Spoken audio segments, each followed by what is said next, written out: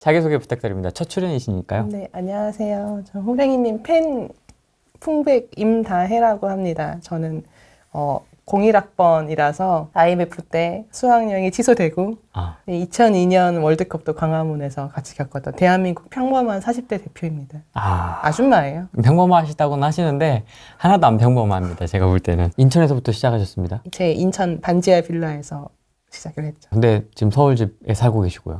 저는 사실 고소득자도 무슨 의사 부부 이런 것도 아니지 않습니까? 저희 외벌이의 남편 개발자.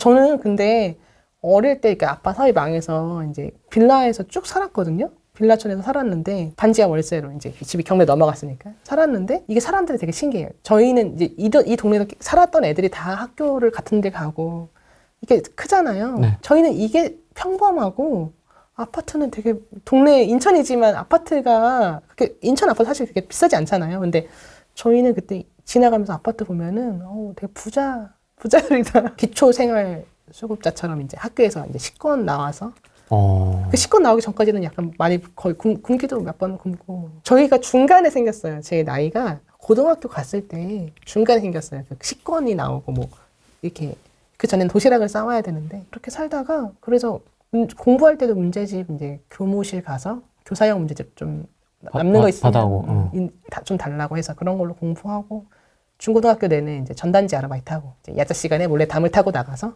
전단지 한두 시간 돌리고 그 돈 들어오면 이제 3,000원 받았거든요. 야자 시간에 보통 이렇게 유흥을 위해서 이렇게 하는데 여긴 돈을 벌려고 나간 거네요? 타고 나가고 들어오고 할 때 잘못해서 막 치마 찢어지고 근데 치마가 한 벌밖에 없어서 막 꼬매서 입고 저희가 그때 그렇게 힘들긴 했거든요. 힘들게 했는데 이렇게 막 너무 뭐 심적으로 왜냐면 부모님이 약간 저희를 그 심리적으로는 각박하게 키우지를 않으셔서 이게 돈이 있고 없고가 중요한 게 아니라 지나고 알았어. 이 어려운 그때는 정말 너무 돈이 중요한 줄 알았어요. 돈이 있으면은 엄청나게 행복해질 줄 알았는데 지나고 나서 보니까 이렇게 어려운 상황이 닥쳤을 때 부모님이 어떤 가치관이나 이런 삶의 기준이 흔들리지 않는 게 자식들한테 훨씬 도움이 되는 거였구나. 저희 세 자매 다 잘 별 무리 없이 지나가고 다 잘 지금 결혼해서 다 살고 있고 다 번듯하게 살고 있거든요. 둘째는 공기업 다니고 또 이런 식으로.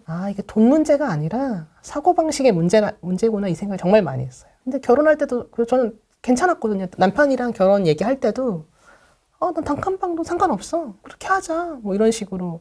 처음 시작한 신혼집은 이게 그 시부모님이 돈을 빌려주셨는데 몇 천만 원을 빌려줬는데 그걸 못 받는 대신 무슨 아파트를 조그만 걸 받으셨대요. 그래서 이제 신혼집 해라. 그게 한 3천만 원인가? 그 등기부 까보니까 이렇게 받으셨던 것 같은데 이 3천만 원짜리 아파트가 갑자기 앞에 이제 7호선이 뚫리면서 그래도 9천만 원까지 간 거예요. 그래서 대출 좀 받아다가 이렇게 해서 신혼집을 했는데 그래서 아파트를 살게 될 거죠. 아파트. 인천에 처음으로 그때 네, 오래된 주공 아파트고 2층이고 하긴 했지만 그때 이제 아파트를 살게 되면서 인천 아파트로 신혼집을 했다가 이제 그때부터 점프를 시작하는 거죠. 점프를 시작하는데 근데 소득이 많이 없었어요. 왜냐면 종잣돈도 애초에 없고 왜냐면 제가 번 돈이 제가 20살 됐을 때 이미 제가 신용불량자였거든요. 제가 첫째 딸이라 부모님이 빚이 있고 이게 성년이 됐을 때 또 제 이름으로도 뭔가 이렇게 시도를 하시고 하다 보니까 제가 학자금 대출이 안 나왔어요. 그래서 학교를 6년 동안 다녔어요. 저희가 교직원으로 첫 직장을 했는데 저는 취업만 하면은 다 해결이 될 줄 알았는데 월급 받아봤자 집 빚에 이자도 다 못 내고 여전히 너무 힘들고 아침에 출근할 때마다 차비가 없고 막 이런 상황이 오니까 애초에 그 교직원을 갔던 것도 기숙사 밥을 다 주겠다고 뭐 하시고 이래가지고 그렇게 해서 갔던 건데도 수습이 안 되는 거예요. 그래서 그때 이제 부동산을 했던 게 2007년도 8년도에 많이 오르기도 했지만 방법이 이거밖에 없다고 생각했었어요. 그때 나온 책들이 막 500만 원으로 경매 받으면 몇천 남기고. 그렇죠. 근데 얘기를 했었어야지. 얘기를 몰랐는데 해보니까 정말 500만 원만 필요한 게 아니라 몇천이 들어갔다가 회수를 하는 건데. 그렇죠. 애초에 난 대출도 잘 안 나오고 회수하기 전에 이 들어갈 돈이 없고 이거를 엄마 아빠 몰래 이제 저축을 한다고 했는데 그게 이제 브릭스 펀드랑 친디에 펀드인데 2008년도에 그러니까 저축도 다 한다고 했던 거 다 망하고 그렇게 100억 부자님 따라다니면서 봉고차 타고 다니면서 임장 5만 원씩 내면서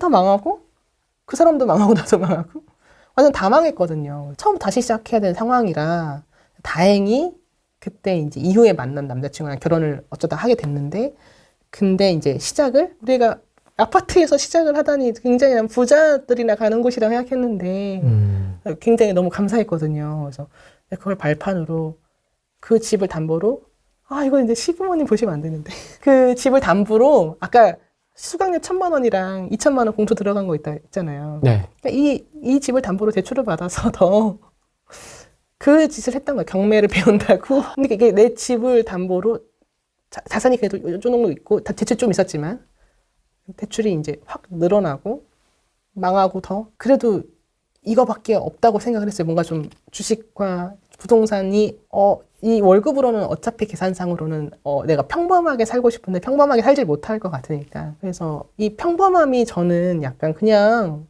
대단히 부자를 꿈꾸는 게 아니라 우리 둘이 막 밤에 와서 보쌈 먹고 싶다 했을 때 보쌈 먹을 수 있는 거 너무 좋잖아요. 왜냐면은 그때 저희가 한 달에 식비가 8만 원이었거든요. 신혼 때. 그게 가능합니까? 한 달. 네. 8만 원이? 그래서 꿈꿨던 게 그거였어요. 뭐 먹고 고기 먹고 싶을 때 고기에 대한 집착이 약간 있는데 둘이 약속했던 게 얼마 저축해야 되니까 회사에서 무조건 야근을 해라. 저녁까지 먹고 와라. 밥 나오니까. 네, 밥 나오니까 먹고 와라 하고 주말은 한 달에 8번이잖아요. 그래서 8만 원이 되더라고요. 그때는 됐었어요. 저도 지금 하락을 못할 것 같은데 그때 그래서 2년 계산해 봤을 때 2년 뒤에 애를 낳아야 된다. 2년 안에 애를 낳으면 안 된다. 다 계산해가지고 그게 평범한 인생을 꿈꿔서 했던 게 그거였어요. 투자를 좀 더 공부를 좀 더 내가 해보자. 근데 그때 임시단체로 막 임장 다니고 막 그렇게 하니까 하혈을 막 계속 길에서 하고 이렇게까지 살아야 되나 싶은 날들이 있긴 있었는데 그래도 그때 다녀서 놓치지 않았던 것 같아요. 그 13년도에 그때 이제 부동산 책을 다 읽잖아요. 나오는 책을 다 읽었단 말이에요. 그래서 그냥 회사 끝나면 서점에 가서 나와 있는 부동산 책이나 주식 책은 다 보는데 어느 날은 막 눈물이 나더라고요. 다 봤어. 근데 내가 부자가 아니야. 그게 너무 눈물이 나고 막 그랬었는데 그때 깨달았던 게 이 책 내고 돈 벌었다는 사람들 과거가 다 IMF 때 돈을 번 거예요. IMF 때 헐값에 나오는 거를 막 산 사람들이 돈을 버는 거예요. 그래서 혹시 이렇게 반복되려나 했는데 2013년도에 그래서 그 약간 거래 절벽 나고 약간 다 안 팔리고 정부에서 제발 사라고 지원책이 엄청 나올 때 이제 지금 사자. 우리가 이제 내 집 마련 이때 하고 사실 그 전까지는 약간 내 집이라기보다 약간 부모님이 주신 돈이고 절반은 대출 이렇게 라고 생각했는데 내 집 마련을 해야겠다 해서 한번 이제 2013년 7월 정도에 내 집 마련을 하고 6년 6월까지가 그 취등록세 인하가 했다가 이게 마감되면서 다시 정상화되는 단계가 있었어요. 그래서 그 전에 살 사람 다 사고 이때 거래 절벽이 났다고 엄청나게 뉴스를 크게 때리길래 그때부터 이제 알아봤죠. 원래 찜해놨던 아파트들을 다니기 시작했죠. 그래서 7월에 엄청 거래 절벽이니까 반드시 팔아야 되는 사람들은 있잖아요. 네. 제가 잡았던 집도 사업하시는 분이 급하게 현금이 필요해져서 금매로 던지는 물건을 이제 거기 내 집 마련을 일단 하고 그리고 바로 이제 9월 달에 광명에 아파트 투자하러 이제 다니고 전세 투자. 일반 갭. 그때는 가는 곳마다 거의 갭이 한 높이 거의 다 붙어 있었어요. 그나마 제가 그래서 첫 투자를 그 퇴직금 1,000만 원 나올 게 있어서 500만 원 갭에 세금이랑 해서 300 해서 800으로 시작을 했는데 이 500도 원래 안 들어가는 거거든요. 근데 세입자분이 똑같으면 너무 불안하다고 해서 500을 깎아줘서 들어갔던 거고 한 두세 달 지나니까 또 전세가 또 확 올라서 재계약할 때 받은 전세금으로 그 다음 것도 사고 그럼 이제 한 개가 2개 되면 2개가 4개 되고 4개가 8개 되고 이렇게가 되더라고요. 그래서 8채까지 갔다가 그때 2017년 중간에 이제 정권이 갑자기 바뀌어가지고 네. 5월 달인가 바뀌고 6월 달에 되게 약한 규제가 나왔어요. 아무도 맞아. 기억 못하는. 근데 제가 그거 보자마자 기시감이 드는 거예요. 그 전에 옛날에 이렇게 상승장 때 규제가 어떻게 시작되고 몇 명한테 술 마시면서 이제 양도세 준 게 나올 것 같은데? 왜냐하면은 제가 그때 생각했던 거는 규제를 시작할 때 가장 반발이 없는 거는 과거에 있던 규제를 살리는 게 한번 겪어봤으니까 제일 새로운 신규 규제를 만들기보다 어떤 지정을 한다거나 양도세 중과 그런 것부터 시작하는 게 제일 무난하다고 생각을 했어요. 그때는 양도세 중과라는 게 없었잖아요.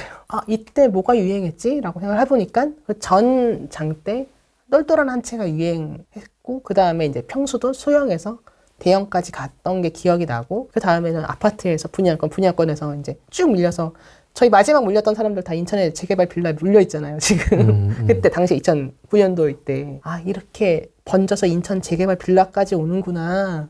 그때 그게 다시 생각이 막 나더라고요. 그래서 그때 2017년 7월에 서울을 마련을 하고 나머지를 하나씩 세금에 맞춰서 한 사람 1년에 한두 개밖에 못 팔잖아요. 그 8개 있는 걸 좀 다 정리를 시작했죠. 근데 억울하게 제가 7월에 계약했는데 잔금이 10월이었어요. 근데 중간에 8월 대책이 크게 나온 거예요. 파리 대책 나왔죠. 네. 그 유명한. 그래서 그나마 주춤하거나 뭐 좀 약간 덜 올랐던 지역이 있어서 계약을 했는데 너무 억울하게. 네네. 10월에 잔금 칠 때 이미 내가 뭐뭐뭐뭐 나올 것 같아 라고 했던 그게 다 이제 좀 그때 거의 세게 나온 거예요. 그래서 내놓고 정리하고 그래서 다 정리된 게 2021년 12월 다 정리해서 1주택자가 되고 주식도 다 정리하고 그때 주식은 왜 정리하셨어요? 미국이 9월 달에 이미 테이퍼링 한다고 했었어요. 근데 그거를 되게 옛날에는 안 겪어보셨던 분들이 많아서 그런지 이게 무슨 의미인지를 잘 몰랐다고 하더라고요. 이게 이 금리를 올린다고 다 예고도 다 했고 미국이 다 하겠다고 했는데 특히 부동산 하시는 분은 주식 안 보고 거시경제 안 보잖아요. 그러니까 금리 갑자기 다들 금리가 오르면 집값이 더 오른다. 뭐 이런 얘기